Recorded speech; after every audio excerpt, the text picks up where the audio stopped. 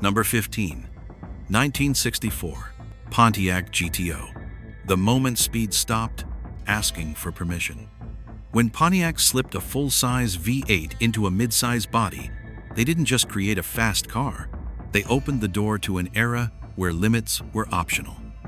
With up to 348 horsepower and a chassis never intended for that kind of power, the GTO delivered raw acceleration that felt reckless by the standards of the time. Tires struggled, suspensions protested, and buyers loved every second of it. This was the beginning of an era where speed came first and consequences were an afterthought. Number 14. 1963. Chevrolet Impala Z11. Chevrolet didn't care about restraint with the Z11.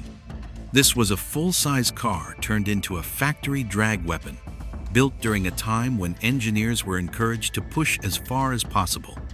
The 427 cubic inch W Series engine delivered savage acceleration, while weight-saving measures stripped the car to its essentials.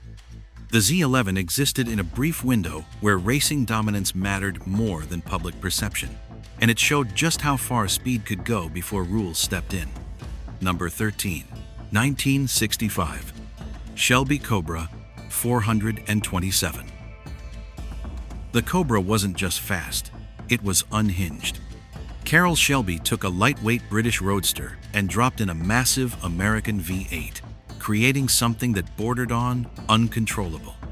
With over 400 horsepower in a car barely weighing more than a modern compact, the Cobra delivered terrifying acceleration. There were no electronic aids, no safety nets, just raw power and driver courage. It embodied a time when speed was respected because it was genuinely dangerous. Number 12. 1969. Chevrolet Camaro ZL1. The ZL1 Camaro should never have existed, and that's exactly why it represents this era so perfectly. An all-aluminum 427 engine designed for racing was dropped into a compact pony car, resulting in performance that exceeded anything most drivers could handle. Official horsepower ratings were laughably conservative, masking the true brutality of the car. The ZL1 came from a time when manufacturers still believed buyers could be trusted with extreme machines. Number 11. 1970. Chevrolet Chevelle SS 454 LS6. The LS6 Chevelle was the peak of big block insanity. Rated at 450 horsepower, it delivered explosive straight-line speed that few cars could touch. Traction was minimal, fuel economy was irrelevant, and control was optional. This was muscle at its most excessive, built during a final moment when manufacturers were free to chase power without worrying about regulation or restraint. Number 10. 1968. Dodge Dart Hemi Superstock. Small, light, and brutally fast, the Hemi Dart existed purely to dominate drag racing. With a 426 Hemi crammed into a compact body, it delivered acceleration that redefined expectations. These cars were barely street legal and utterly uncompromising. They came from a time when speed mattered more than comfort, practicality, or long-term ownership. Number 9. 1970. Plymouth Superbird. The Superbird looked outrageous because it was outrageous. Built to dominate NASCAR, it combined massive horsepower with extreme aerodynamics. The towering wing and pointed nose weren't design choices, they were weapons. The Superbird shattered speed records and forced rule changes almost immediately. It represents an era when engineers were allowed to chase speed without worrying how strange the result might look. Number 8. 1967. Chevrolet Corvette L88. The L88 Corvette wasn't marketed, explained, or softened for the public. It was assumed that anyone ordering one knew exactly what they were doing.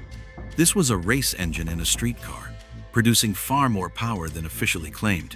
It ran hot, demanded constant attention, and punished careless driving. In return, it delivered staggering speed. This was an era when manufacturers trusted drivers to accept the consequences of extreme performance. Number 7. 1969 Ford Mustang Boss 429. The Boss 429 existed because Ford wanted to win, not because it made sense as a street car. The massive Hemi-style engine barely fit under the hood, and drivability took a back seat to raw power. Acceleration was relentless, and handling was secondary. It was built during a time when winning races justified everything else. Number 6. 1971 Plymouth Hemi Cuda. By 1971, the muscle car era was already starting to fade, but the Hemi Cuda refused to go quietly. With 425 horsepower and a body barely capable of containing it, the car delivered violent acceleration and legendary performance. It represented the final expression of an era where speed had been pushed as far as possible before regulations closed in. Number 5. 1964 Ford Fairlane Thunderbolt. The Thunderbolt was never meant to be civilized. Built strictly for drag racing, it stripped away comfort and refinement in favor of pure acceleration. The massive 427 engine turned the lightweight Fairlane into a weapon. This was factory-built extremism at its finest, produced in a moment when speed mattered more than anything else. Number 4.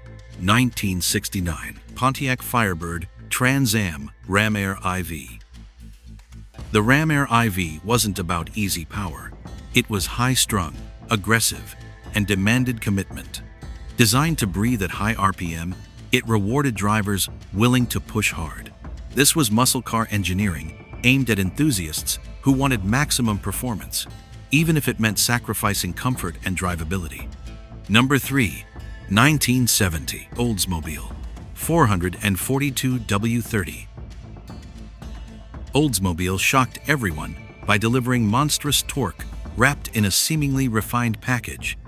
The W30 surged forward with unstoppable force, overwhelming tires and drivers alike. It proved that speed wasn't limited to aggressive brands. In this era, anyone willing to push could build something outrageous. Number 2. 1969 Dodge Charger Daytona. The Daytona didn't just push speed, it redefined it. With extreme aerodynamics and massive power, it became the first stock car to break 200 miles per hour. It was so effective that racing organizations had no choice but to intervene.